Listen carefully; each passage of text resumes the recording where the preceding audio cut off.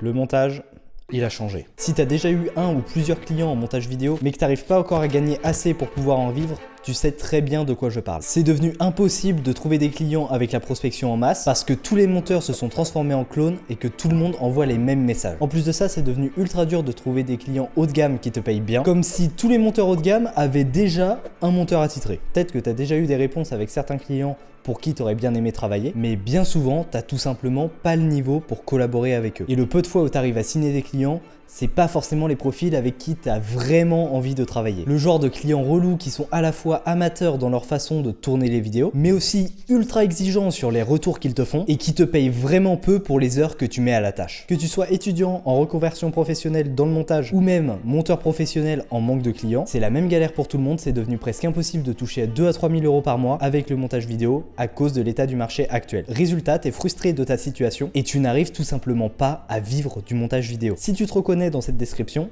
écoute bien ce qui va suivre. Dans les prochaines minutes, je vais t'expliquer comment tu vas enfin pouvoir dépasser la barre des 3 000 euros par mois grâce au montage vidéo, avec l'état actuel du marché, et enfin vivre la vie dont tu rêves grâce à ton activité de montage freelance. Et ça, même si tu as peu de temps pour te former et que tu as déjà l'impression d'avoir tout essayé pour décrocher des clients haut de gamme. Dans ce guide, je vais t'expliquer pourquoi le marché du montage vidéo est bouleversé à l'heure actuelle, pourquoi ça t'affecte toi qui essaye de vivre du montage en tant que freelance et pourquoi tu n'y arriveras jamais si tu continues à mettre toujours les mêmes actions en place. Et surtout, je vais t'expliquer la nouvelle opportunité qui est totalement inexploitée par 99% de tes concurrents. Je vais aussi te donner un plan d'action concret pour que tu puisses exploiter cette nouvelle opportunité et pouvoir doubler voire tripler tes revenus de freelance dans les prochaines semaines. Mais déjà, on va commencer par la base. Qui suis-je pour te parler de tout ça? Au cas où tu me connaîtrais pas encore, je m'appelle Sylvain, j'ai 21 ans et je suis un ancien monteur freelance professionnel et actuellement formateur en montage. J'ai eu la chance de monter pour des gros noms dans la creator industry comme Fabien Olicard, Zue Eben, Yes Cyril, Amandine Léger ou encore Loïc RSL. Plusieurs vidéos YouTube montées par mes soins ont fait des centaines de milliers de vues et même certains TikTok à plus d'1 million de vues. Ouais, je me la pète un peu, ouais. Mais surtout, je suis aussi formateur en montage. Au cours de l'année passée, j'ai eu l'occasion de former plus de 250 monteurs au travers de mes 2 formations Reel Mastery et YouTube Mastery. Donc autant te dire que le marché du montage vidéo, je le connais par cœur. Avec ces formations, j'ai pu aider la plupart des monteurs à vivre du montage, comme Charlie, père de famille, qui partait de 0 en 2023 et qui atteint 2500 euros par mois. Ou encore Hugo, 23 ans, qui lui aussi est parti de 0, qui en avait marre de ses études en bâtiment et qui vit actuellement du montage vidéo avec 3 clients réguliers. D'ailleurs, mon expérience de formateur en montage, c'est clairement la partie qui va le plus me servir pour t'expliquer l'état actuel du marché. Bien plus que ma casquette d'ancien monteur pro. Tu vas comprendre un peu plus tard dans la vidéo. D'ailleurs, lorsque j'ai lancé mes formations, j'étais connu dans le game pour être le monteur le mieux payé de France. J'ai jamais su si l'appellation était exacte, mais honnêtement, dans le marché des monteurs freelance qui se sont formés en autodidacte, ça devait pas être très loin d'être le cas. Pour te donner une ordre d'idée, je tournais à 100 euros de l'heure pour la plupart de mes projets et je t'assure que c'était pas pour des missions one shot. J'avais des clients qui me donnaient des projets toutes les semaines de vidéos longues avec ce taux horaire, autant te dire qu'en 2-3 heures de taf par jour, j'avais sécurisé les 3K mensuels sans trop de problèmes, au calme. Et aujourd'hui, j'ai décidé de mettre mon expertise au service des monteurs freelance en lançant un accompagnement pour les aider à développer leur activité. Donc j'ai toujours un œil sur ce qui se passe pour eux et du coup sur l'évolution du marché. C'est en aidant ces monteurs qui galèrent à gagner plus avec le montage que je me suis rendu compte à quel point c'était devenu plus dur pour trouver des clients high ticket. Donc des clients qui te rémunèrent bien et avec qui tu peux te projeter sur le long terme. Et surtout, c'est en passant plus de temps en one-one avec les monteurs que j'accompagne que je me suis rendu compte qu'il y avait très peu de monteurs qui réussissaient à tirer leur épingle du jeu pour se démarquer de la concurrence. Ces monteurs qui arrivent à vivre confortablement du montage en 2024, ils passent pas leur temps à prospecter sans obtenir de réponse. Par contre, ils ont tous compris qu'il y avait une nouvelle opportunité, une brèche dans laquelle rentrer pour trouver des clients haut de gamme sans forcer. Cette brèche, que je considère vraiment comme un marché à part entière, elle est complètement inexploitée à l'heure actuelle. Et dans cette vidéo, je vais te dévoiler ce que tu vas devoir faire toi aussi pour en profiter et doubler voire tripler tes revenus de monteur grâce à cette opportunité. Alors qu'on soit clair, je vais aller droit au but dans cette vidéo. Mon objectif ici, c'est de t'apporter full valeur. Donc je vais pas te faire perdre du temps en refaisant le pitch de vente que tu as vu 45 fois sur des pages de vente. Imagine un instant, t'es à Bali, tu peux payer des tours de jet ski à ta daronne en faisant seulement 3 cuts par jour pour tes youtubeurs préférés. Sauf qu'à l'heure actuelle, tu es pauvre, moche.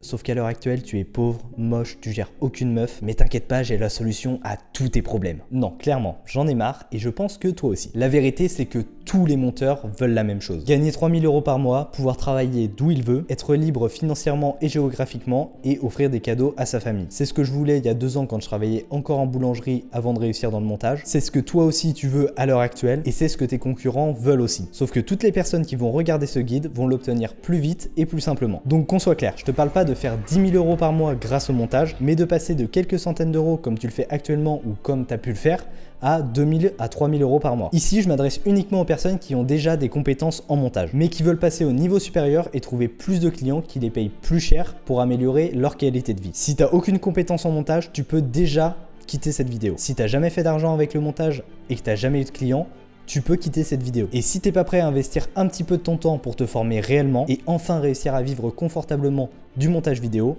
tu peux quitter cette vidéo. Si tu es encore là et que tu fais partie des monteurs vidéo qui en veulent vraiment et qui souhaitent vivre confortablement de leur activité, tu peux rester pour écouter ce que j'ai à te dire. Déjà, je vais t'expliquer pourquoi c'est aussi dur depuis quelques mois pour tous les monteurs de trouver des clients en montage. À l'heure actuelle, il y a une réalité à laquelle tu ne peux pas échapper. Le marché du montage est complètement bouleversé. Pour ne pas dire que c'est totalement le bordel. Et si tu es dans le montage depuis 2023 ou même avant, tu as peut-être déjà observé certains changements en quelques mois. Ces changements, je vais te les lister pour que tu comprennes bien l'ampleur du problème et pourquoi l'état du marché actuel t'empêche de trouver des clients haut de gamme. Il y a 3 points principaux qui font du marché actuel un bazar sans nom. Le premier, c'est que la prospection en masse ne marche plus. Ça, c'est probablement le point qui rend la tâche la plus difficile aux monteurs qui recherchent des clients qui payent bien. Au cas où tu es nouveau dans le montage et que ça te choque pas plus que ça quand je te dis que la prospection en masse ne marche plus, je vais passer en mode Père Castor et je vais t'expliquer comment c'était à l'époque où je n'avais pas encore de barbe. En 2023, la prospection en masse pour trouver des clients sur Instagram, c'était comme une chasse aux œufs d'or. Sauf qu'il n'y avait pas de chasseurs. Personne ne cherchait des clients sur cette plateforme et encore moins en faisant de la prospection en masse. Et très peu étaient les monteurs qui savaient que c'était une opportunité de dingue. Pour te dire, en 2023, il m'avait suffi de 2 heures de DM en masse pour obtenir 3 appels de vente, dont un avec Aurélien Roy et un autre avec Amandine Léger. 2 jours plus tard, j'avais signé 2 clients sur 3 à un tarif horaire de 50 € de l'heure. Alors qu'à cette époque, j'étais nul en appels de vente et que j'avais même pas un portfolio incroyable parce que justement, mon portfolio s'est étoffé après ces opportunités. Et aujourd'hui, pour avoir des appels avec de tels clients avec des DM en masse, tu peux toujours courir, même avec un niveau de montage au-dessus de la moyenne. Bon. Et là, c'est le moment où tu te demandes pourquoi c'est devenu si difficile de trouver des clients avec la prospection en masse. Tu te souviens de mon analogie de la chasse aux œufs d'or ? C'est très simple. Il y a beaucoup plus de chasseurs pour à peu près le même nombre d'œufs. L'offre montage a explosé et il y a littéralement 20 fois plus de monteurs qui prospectent en masse sur Instagram par rapport à l'année dernière. Et encore, je pense que je suis gentil sur les chiffres. Alors oui, le montage est devenu vraiment à la mode depuis 2023. Faut croire que c'est plus trop un truc de geek. Mais faut quand même préciser que certains formateurs ont fait la promotion de la prospection en masse dans leur formation, ce qui a bien participé à populariser la technique chez les nouveaux monteurs et donc à la rendre inutile. C'est scandaleux, hein, et il y a vraiment un formateur en particulier qui a poussé les gens à prospecter en masse. Suivez mon regard. C'est moi, hein, si jamais. Yes. Bah oui, forcément, quand je fais une formation gratuite suivie par plus de 7000 personnes où j'explique qu'il faut envoyer 50 DM par jour à la terre entière, je suis pas une flèche en multiplication, mais il y a un calcul sur lequel je pense pas trop me tromper. J'ai bien cassé les couilles à une dizaine de milliers de créateurs de contenu sur Instagram. Désolé les gars. En même temps, la prospection en masse, ça a marché pour moi et j'étais dans une optique d'aider les monteurs débutants à trouver des clients avec ce qui marchait bien à l'époque. Aujourd'hui, je suis forcé de constater que ce n'est plus le cas. Et là tu vas me dire, mais Sylvain, ok, il y a beaucoup de monteurs, mais il y a aussi beaucoup plus de créateurs de contenu qu'en 2023, non? Si l'offre suit la demande, comment ça se fait que ça ne marche plus aussi bien? Et t'aurais raison de me dire ça, le marché des créateurs de contenu est aussi en ébullition et grandit quasiment aussi vite que celui du montage. Donc c'est pas une situation qui est censée arriver. Si le nombre de monteurs augmente aussi vite que le nombre de créateurs de contenu, normalement on devrait encore être à l'âge d'or de la prospection en masse. Alors pourquoi ce n'est plus le cas? Ça s'explique notamment par le deuxième point qui rend le marché du montage vidéo aussi difficile en ce moment. Les infopreneurs ne payent plus aussi cher qu'avant. Je t'explique. À l'époque, je disais dans mes formations et un peu partout dans mes contenus de cibler des infopreneurs avec du budget. Et c'était plutôt logique. Ce type de clients qui ont un business model de vente de formation en ligne, c'était l'opportunité de 2023. Ils ont peu d'abonnés, donc clairement accessibles en prospection, et ils font des gros chiffres de vente, même avec une petite audience, donc ils ont le budget pour te rémunérer correctement. Et surtout, il y avait beaucoup moins de monteurs sur le marché que l'année dernière, donc c'était facile de les signer au prix que tu voulais. Sauf que, comme j'ai dit, le nombre de monteurs sur le marché a complètement explosé. Alors oui, il y a aussi beaucoup plus de créateurs de contenu et d'infopreneurs en particulier, ça je peux pas le nier. La creator economy se développe quasiment à la même vitesse que le montage freelance, et normalement on est censé assister à une croissance simultanée des créateurs et des monteurs qui continuent à collaborer main dans la main en faisant plein de bisous, tout ça. Ça, c'est un monde idéal rempli de pralines et de bisounours, mais dans la réalité, ça ne marche pas comme ça. Pourquoi? Tout simplement parce que la creator economy, c'est un marché concurrentiel et que ça devient de plus en plus rude de gagner sa vie avec la vente de formation. Faut pas que tu oublies une chose. Si les monteurs peuvent gagner leur vie correctement, c'est parce qu'il y a des infopreneurs qui ont le budget pour les payer. Et pour avoir le budget pour payer un monteur, il faut se faire une place parmi les autres infopreneurs, ce qui devient difficile. Et si le marché de la formation en ligne devient de plus en plus dur, c'est en partie parce qu'il y a plus en plus de monde qui se lance. Mais c'est surtout parce que le niveau de conscience des acheteurs de formation a bien évolué lui aussi en un an. Il y a de plus en plus de vendeurs de rêves qui vendent des formations, donc de clients insatisfaits, donc c'est plus dur de vendre au grand public et donc c'est plus dur de vivre de l'infoprenariat. Tout ça fait qu'il y a certes plus d'infopreneurs sur les réseaux, mais qu'il n'y a pas d'augmentation du nombre d'infopreneurs avec le budget pour payer correctement des monteurs. Et je dirais même qu'il y en a de moins en moins tellement le marché est devenu concurrentiel pour eux. Le vrai problème, c'est la différence entre la barrière à l'entrée pour devenir monteur et celle pour payer un monteur. Et c'est ça qui est en train de creuser le gap entre l'offre et la demande. La barrière à l'entrée pour être un infopreneur et avoir le budget pour payer un monteur, elle est de plus en plus difficile. Pour ça, il faut gagner plusieurs milliers d'euros par mois pour être sûr d'avoir de la trésor pour payer ton monteur, ce qui implique d'avoir un minimum d'audience à qui vendre tes formations, ce qui peut prendre facilement plusieurs mois à avoir, d'avoir un product market fit, ce qui prend de toute façon plusieurs mois à créer, de faire assez de ventes tous les mois pour financer un monteur sur le long terme et de faire assez d'argent tous les mois pour financer ton train de vie et tes coûts fixes comme par exemple ton monteur. Par contre, pour être un monteur freelance et avoir officiellement le droit d'envoyer des DM en masse sur Instagram sans trop passer pour un bouffon, faut juste avoir un portfolio avec 2-3 vidéos de test avec quelques cuts et des zooms et c'est bon, youpi, t'es tranquille. Est-ce que tu vois le problème? Surtout que les vidéos de ces infopreneurs demandent toujours les mêmes compétences que l'année dernière et leur niveau d'exigence n'a pas bougé. Ça, tu le sais très bien si t'es branché sur la niche Make Money sur YouTube, toutes leurs vidéos se ressemblent. On dirait limite que c'est le même monteur qui s'en charge tellement c'est du copier-coller au niveau de la DA. Ce qui, au passage, est dû à certains gros acteurs du marché Make Money, souvent localisés très proches du Burj Khalifa, qui ont popularisé cette patte graphique chez toute cette brochette d'infopreneurs inconnus au bataillon. Ça amène bien évidemment tous les nouveaux monteurs à développer les mêmes compétences pour aller DM les mêmes clients qui sont de moins en moins à avoir le budget pour les payer. Donc je te résume grossièrement la situation. Premièrement, les infopreneurs qui ont le budget n'ont plus de raison de payer les monteurs aussi cher puisqu'ils ont plein de monteurs à disposition qui ont tous les mêmes compétences. Et deuxièmement, les monteurs sont 20 fois plus nombreux à prospecter en masse avec toujours moins d'infopreneurs qui ont le budget puisque leur marché s'est durci et qu'ils ont au passage pas de raison d'augmenter leurs tarifs. Voilà pourquoi les infopreneurs payent beaucoup moins cher qu'en 2023 et pourquoi c'est devenu une bêtise de cibler ces personnes pour le monteur moyen. Alors au final, qu'est-ce qu'on fait? On monte nos compétences comme c'est censé être la giga base dans n'importe quel taf en freelance? On apprend à mieux se vendre, ce qui est censé être aussi la base pour trouver des meilleurs clients, peu importe le marché? Je vais te la faire courte, oui, mais non. Monter tes compétences de monteur, ce qui est censé être une solution évidente dans n'importe quel marché, ça sert à rien si tu cibles toujours ce type de clients, aka les vendeurs de formation, puisqu'ils ne recherchent pas de monteurs excellents. Et t'améliorer en prospection et en vente, ça ne sert à rien si tu cibles toujours les infopreneurs. Puisqu'aussi bon que tu puisses être, la demande est de leur côté. Et ils auront toujours un monteur légèrement moins bon que toi, mais qui va proposer des tarifs beaucoup plus bas. Ils cherchent juste un monteur parmi tant d'autres, qui sait faire le taf et respecter leur charte graphique à peu près correctement, et qui se price pas trop cher par rapport à la concurrence. Les freelances que ces infopreneurs payent vraiment cher, c'est des copywriters, pas des monteurs. Alors je te rassure, l'opportunité que je vais te présenter dans cette vidéo implique d'augmenter tes compétences en tant que monteur, ainsi que de devenir meilleur en vente. Mais, et je mets l'accent sur le mais, ce n'est pas seulement en changeant de type de client que ça va tout changer pour toi au niveau de ta qualité de vie et de ta rémunération. Ces nouveaux clients dont je te parle, c'est ce que j'appelle des A-players. C'est un type de client haut de gamme assez particulier qui est clairement sous-exploité par les monteurs à l'heure actuelle et qui va te permettre de gagner bien plus et de façon bien plus régulière si tu collabores avec eux. Mais Sylvain, quel type de client je dois cibler s'il te plaît? Qui sont donc les A-players? Bon, t'as gagné, je vais pas faire durer le suspense plus longtemps. Tu vas devoir bosser avec des gros créateurs de contenu. Lorsque je te parle de gros créateurs de contenu, je te parle de personnes avec beaucoup d'abonnés,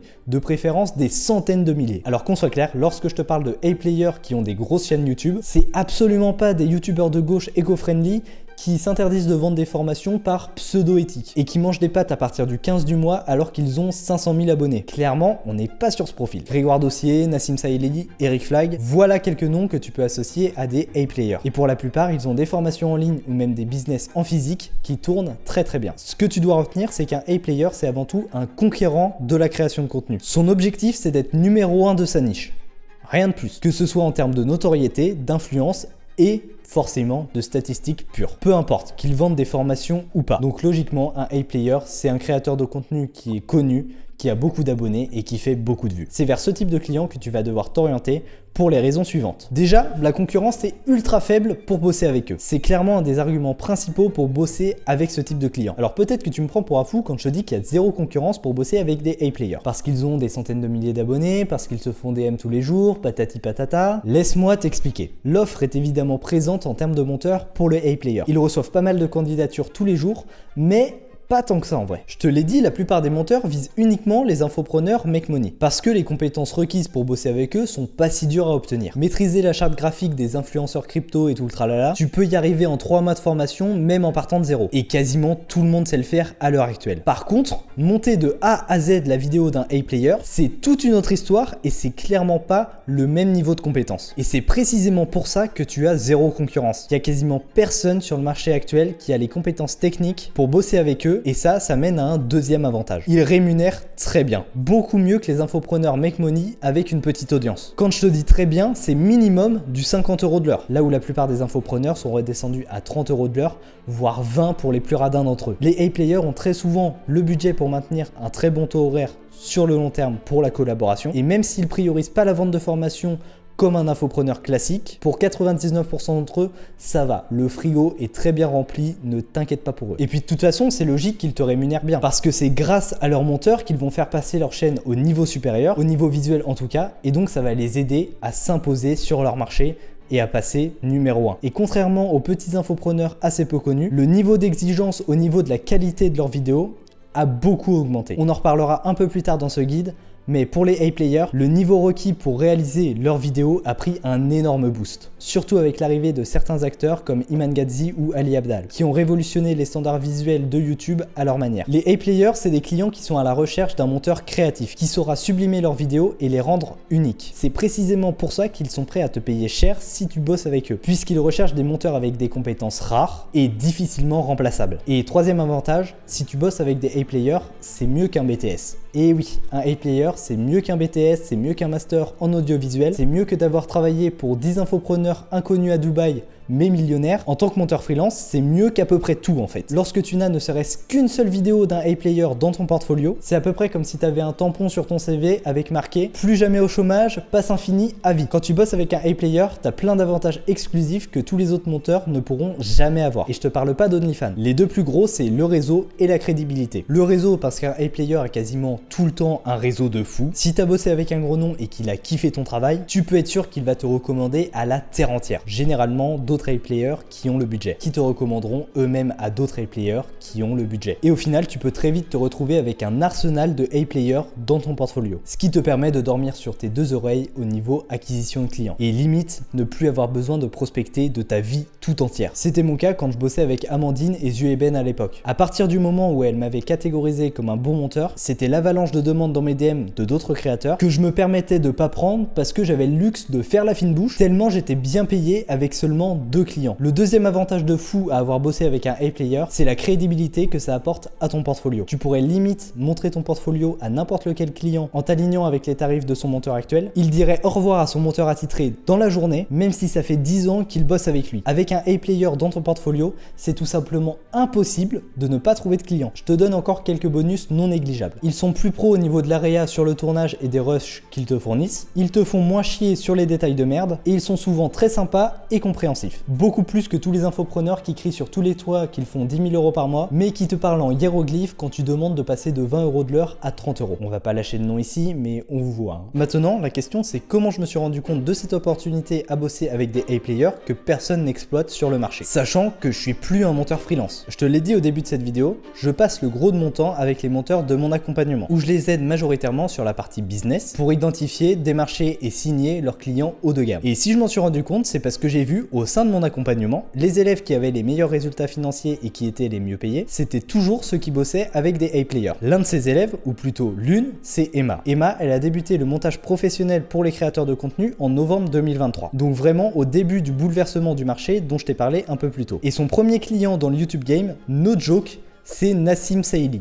Donc vraiment le A-player originel. Tu t'en doutes, ça a rendu tout de suite sa carrière légèrement différente que celle des monteurs lambda. Hello, je m'appelle Emma, j'ai 26 ans et je suis monteuse vidéo et motion designer. J'ai travaillé sur plein de projets différents avec plein de clients assez différents aussi, notamment pour des musées, des entreprises, des réalisateurs de courts-métrages de fiction, de documentaires. Et depuis novembre 2023, je me suis lancée dans le montage pour des youtubeurs, notamment avec mon premier client de YouTube, Nassim Saïli. C'est vrai que c'est un peu fou de commencer par ce premier client pour YouTube, mais comme je disais, j'ai quand même un background déjà depuis un long moment lié au montage et au motion design. Et je pense que c'est en partie ce qui m'a permis d'avoir ce client assez facilement. J'avais donc eu écho que lui et son équipe recherchaient un monteur vidéo. J'ai donc tout de suite envoyé mon portfolio en me disant qu'il ne tente rien à rien, peut-être que mon profil peut intéresser. À la suite de ça, ils m'ont demandé de faire un petit test de montage sur quelques minutes, histoire de voir si je pouvais correspondre à ce qu'ils cherchaient. Et lui et son équipe ont été assez satisfaits de ce que j'avais fait pour ce test. On m'a d'ailleurs complimenté sur le fait que j'arrivais bien à illustrer un peu tous les propos. Il y a beaucoup de choses scientifiques qui étaient mises en avant par mon motion design et mes animations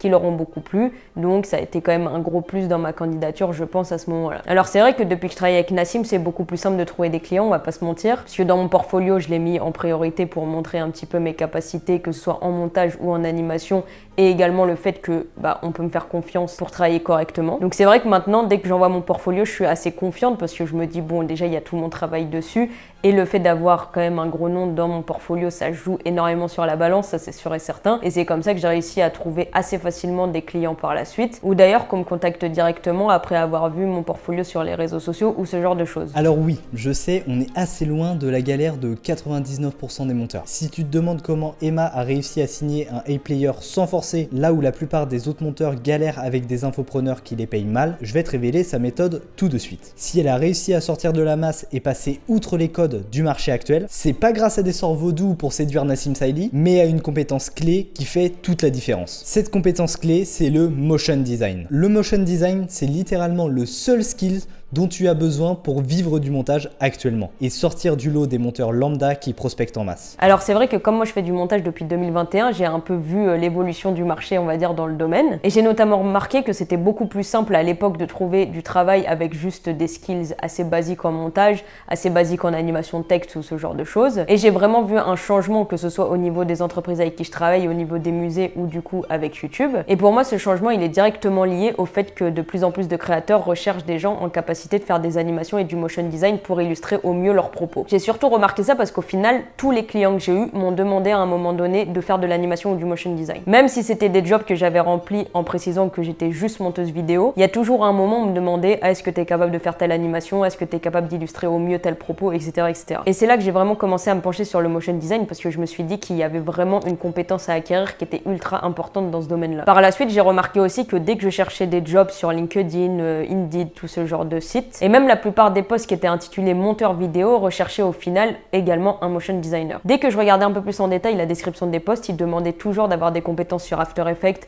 d'avoir des compétences en graphisme, d'avoir des compétences en motion design, etc. etc. Et c'est là que je me suis dit, plutôt que de me spécialiser énormément dans un seul domaine, d'être juste monteuse vidéo, ça pouvait être quand même ultra intéressant d'avoir plusieurs casquettes. Et c'est vraiment à ce moment-là que j'ai commencé à avoir des clients de plus en plus qualitatifs. Mais on pourrait se demander pourquoi le marché actuel sur YouTube et les réseaux sociaux aime autant l'animation et le motion design. Alors là, c'est vraiment que mon humble avis et un petit peu ce que certains créateurs ont pu me dire sur le motion design. C'est que c'est vrai qu'on vit dans un monde du coup énormément visuel. Tout passe par l'image en permanence. La vidéo et l'image, c'est vraiment au centre de nos vies globalement, que ce soit d'un point de vue marketing, d'un point de vue créatif, d'un point de vue de passer des informations le mieux possible. Et donc forcément, on peut se filmer, on peut juste raconter un discours de cette manière-là, mais le fait de pouvoir étayer son propos avec des illustrations bien expliquées, pour pouvoir également donner des des émotions au spectateur et qui se rappelle le plus possible de ces informations. Je pense que c'est vraiment un skill qui est trop important à l'heure actuelle. Je pense que tu l'as compris. Actuellement, le seul moyen de vivre du montage de manière pérenne, c'est d'avoir des compétences solides en motion design. Quasi aucun client sérieux ne recherche juste un monteur. Et ça va être une étape obligatoire si tu veux saisir l'opportunité et bosser avec des A-players. Et te mettre à l'abri niveau financier pendant les prochains mois, voire les prochaines années. La deuxième chose que tu vas devoir faire pour bosser avec un A-player, c'est d'arriver à le signer. Et avant même de le signer, il va falloir que tu réussisses à faire en sorte qu'il te repère.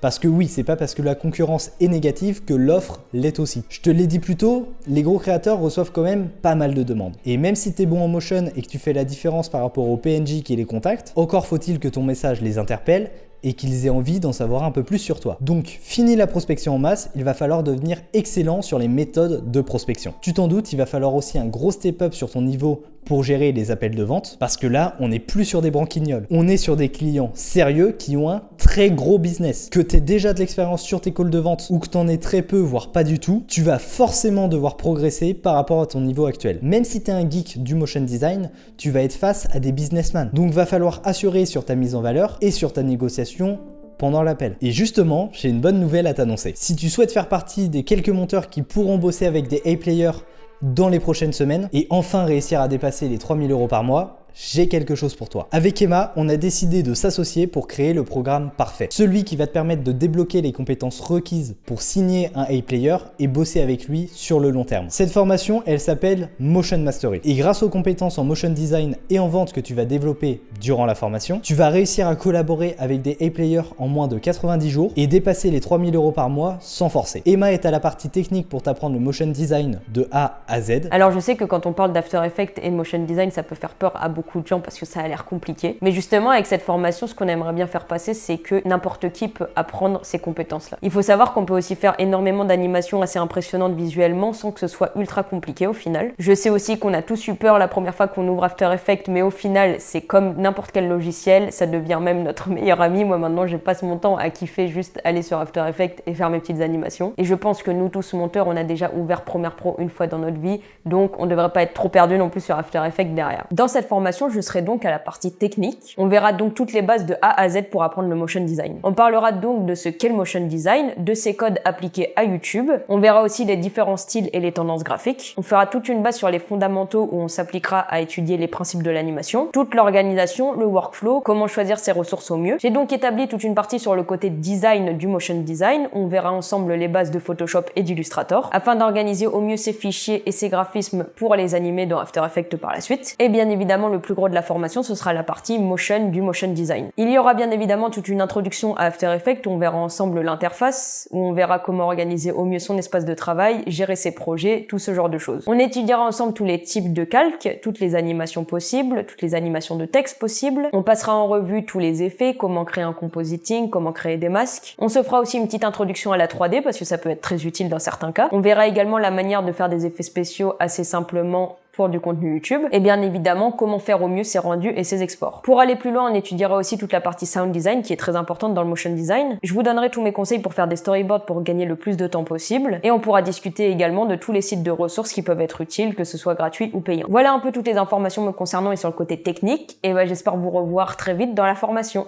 Ciao ciao! Pour ma part, je suis sur la partie vente et marketing de la formation et donc réussir à signer tes premiers A-players. En accompagnant personnellement des monteurs durant ces derniers mois, spécifiquement sur l'aspect marketing, j'ai énormément progressé et j'ai pu développer des techniques assez poussées pour te démarquer de la concurrence quand tu prospectes, que je te partagerai à l'intérieur de Motion Mastery. J'ai aussi pris un énorme boost en compétences en me formant sur les appels de vente, parce que forcément c'était obligatoire que je développe cette compétence si je voulais que mon accompagnement marche et si je voulais que mes élèves deviennent à leur tour excellents sur leur propre appel de vente et qu'ils puissent signer des A-players. Évidemment, je vais t'expliquer tout ce que j'ai appris pour gérer des appels de vente comme un pro et signer des prestations à un très bon taux horaire dans Motion Mastery. Si tu ajoutes ces compétences en prospection et en vente au portfolio de dingue que tu vas te créer en devenant très bon en motion design, tu vas devenir inarrêtable et vivre du montage ne sera plus un rêve pour toi, mais une réalité. Actuellement, le programme n'est pas encore créé. Et c'est pour ça que je veux te laisser une occasion en or. Je vais laisser la possibilité aux 5 premiers monteurs qui rejoignent Motion Mastery d'avoir une grosse réduction sur le tarif de lancement. La seule solution de rejoindre les préventes et de bénéficier de la grosse réduction, c'est de réserver un appel avec moi avec le premier lien dans la description. Au cours de cet appel, on fera le point sur tes difficultés et je verrai si tu corresponds au profil pour Motion Mastery. Je serai intransigeant sur ça. Si j'ai l'impression que tu n'es pas exactement le type de monteur déter pour exploser ses revenus et ses compétences, tu ne seras tout simplement pas sélectionné. Le but avec ces préventes, c'est d'arriver au lancement officiel avec des avant-après de fou furieux. Donc je suis obligé d'être pointilleux sur les profils que je sélectionne. Si c'est le cas et que tu corresponds aux critères, tu pourras rejoindre Motion Mastery avec la grosse réduction, pour peu qu'il reste des places. Je te conseille de pas traîner pour réserver un appel parce qu'au vu de la demande qu'il y a sur cette formation, ça devrait très vite partir. Donc tu sais ce qu'il te reste à faire. T'as juste à cliquer sur le premier lien en description de cette vidéo, de réserver le créneau qui te convient le mieux. Tu sélectionnes un créneau de 30 minutes selon tes dispos et on se retrouve en appel. Sur ce, c'était Sylvain Evo, prends soin de toi, out.